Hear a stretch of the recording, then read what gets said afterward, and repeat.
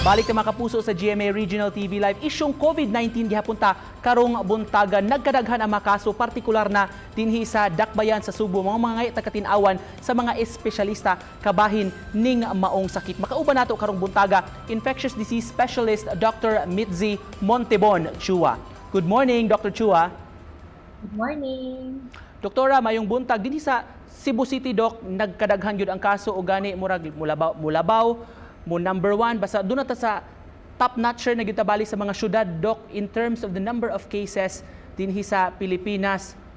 Unsay tan-aw nimo nga hinungdan ani, Doc? That's the major factor. Daghan man tagipang testing, so daghan gyud tag ma-detect. And then if you note also, naatay ka na mga gitawag nga enclosed communities. So like for example, katong mga cases na to sa jail, mga community cases na to confined in a sitio, no? So, lahi pod siya compared to the other parts sa kuan nasod. Oo. So, it's not necessarily a bad thing, di ba, no? Malipay ta nga naatay capacity to detect more. At the same time, it is a warning sign nga napagid siya sa ato ang kuan. Dapit din. Ang government strategy nga gustong i-implement, Doc, test, trace ug treat. Napatuman ba ni dinhi sa Sugbo? Dili yun perfect ang system, but as I've said, advantage na siya, we test more, and so if ma-identify man good nimo, mo follow ang chain ba, so you're able to trace more. So mo na nga magkatay-katay, so we call it first generation contacts. Kung from a one positive case, siya mo isunod nga i-test. Yan, napagalit may second and third generation contacts nga ato pud silang ma-testing bitaw. So magkadaghan sila, we are able to identify them and they can be properly treated. So mura lagi siya cascading reaction bitaw. So hopefully mapadayon unta na ay mga limitasyon, but at least dili ta zero anang dapita, di ba? The first step is detection man kaha. So at least naataan na. But at the same time, Doc, if we look at the figures pod, Cebu City compared to other cities, labi na sa NCR, has the lowest CFR, case fatality rate, mga namatay ini. Asa ka na ito ni ma-attribute, Doc? Ang majority man ana kay are doing well. Mo bitaw na nga naatay na test nga asymptomat. Napoy man don't even get admitted. So sa ato pa, makita nato unta ang clearer picture the more we know. So mo na nga kuan kanang case to case basis yun ba, gamay kag ma-detect. So ang mga bati na most likely kay hospital raman nga mga admitted patients ang ma-capture, pero og naatay community side of the testing mo ni ang mga stable ones. Ug maghisgota og kuan, Doc, kanang coming from an infectious disease specialist like you, unsam gyoy pinaka-epektibo nga pamaagi, Doc, nga makalikay gyud ta, makatabang ta aron ma-curb kining spread sa virus? Karon naman tay, di ba, the government is very active in kanang gitawag nga paglay sa platform, di ba, no? So pareho aning ECQ pa man ta.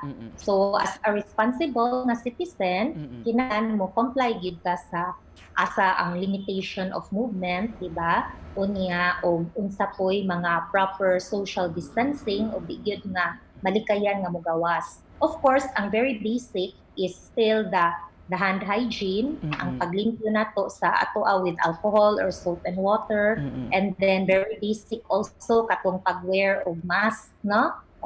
So kanang it is evidence-based, kumbaga nga og naatay protection kitang tanan, so naatay physical barrier dangdaan.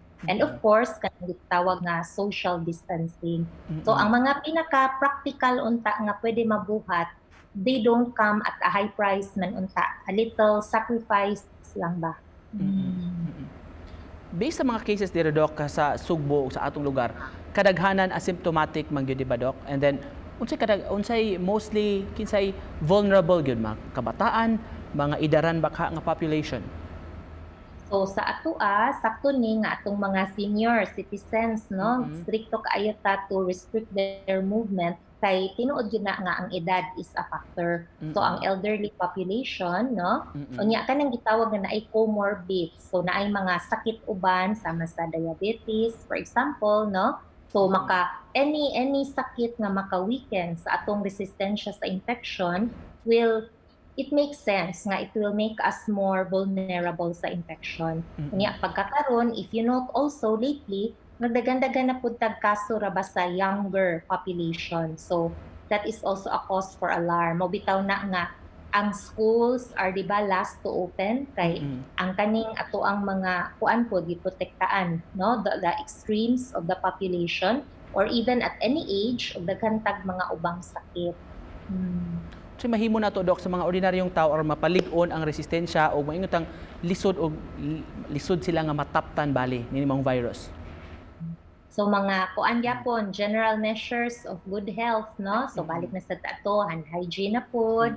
Unya it also goes to without saying nga mas himsog gyud ta if sakto ta sa pahuway and then if kuan pud ta kanang sa bisyo murag wa man layo man tingis bisyo ro, no, labi pas inom kay wa man di ba allowed. But while on quarantine isa pud baya na nga dili sa mga naay maintenance nga medication dili siya mahunungan. Unya for those who need exercise unta ma-maintain unta gyapon ang physical activity, no, so these are really measures nga sa masking unsang sakit ma-apply gyud unta gihapon.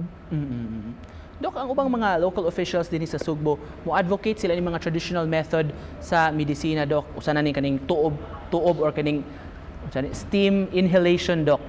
Epektibo ba ni siya against sa COVID-19? Ako wala ko'y detalye how it is being done, pero og arita sa gitawag nga evidence-based nahog siya nga naa siya sa alternative, no, or complementary medicine. So lisod og pagsulti nga wala bitaw tay kanang gitawag nga di ba when we say evidence-based kinahanglan naatay clinical trial ni ana, wala man tay gitawag nga clinical trial nga naagyud tay hatag nga papel nga mao gyud siya. Few days ago, Doc, i-announce sa national government nga pwede na tamo transition kita diri sa Cebu City particularly to modified enhanced community quarantine. Unsay scenario imong makita ni Doc nga posibleng mahitabo kung mapatuman ni? O mag-modified ta, di natay more movement, no, nga allowed labi pa sa essential services. So I think ang question na po dun sa business aspect is how safely ta maka-resume sa ato ang panrabaho nga safe ang workplace. Should some companies opt na ganun nga, kinanglan with a medical doctor gyud to help out bitaw with the process, with the interpretation, no? And then how to make also the workplace safe. Aduna ko'y kauban nga infectious specialist pod, yung ngalan si Dr. Brian Lim. I think those into social media will be very familiar with him. Murag doon na po siya initiative nga maghimo og kuan guidelines gikan sa among grupo nga how to make the workplace safe. Kay di ba wa man gitay 100% lagi karon. So what are the practical measures nga inibalik sa trabaho hinay-hinay mura og naapoy mga sistema nga malahi tungod kay ganahan ta mas kuan siya preparado only for COVID but for other infections nga similar po kon. Finally, Doc, we'd like to hear from you, coming from you mga espesyalista, message nimo sa atong mga tao, mga kaubanan. Ang ato lang resist man gyud siya, no? I think that the best message is that of hope and love, no? Dili siya scientific paminawon, pero para nako usahay daghang away-away, daghang glalis, no? But we can only fight this together when we cooperate and collaborate. And so, mo lang siguro na ang ato ang hangyo sa katawhan na if you can do your part, o ma-leader ba ka or ma-membro, if you can really try to cooperate and do your contribution, then it will go a long way in this fight against COVID. All right, with that, magpasalamat pigdako sa kagayunan karong buntaga. Thank you so much for your time, Dr. Mitzi Montebon Chua. Thank you. Thank you so much, Doc. God bless you.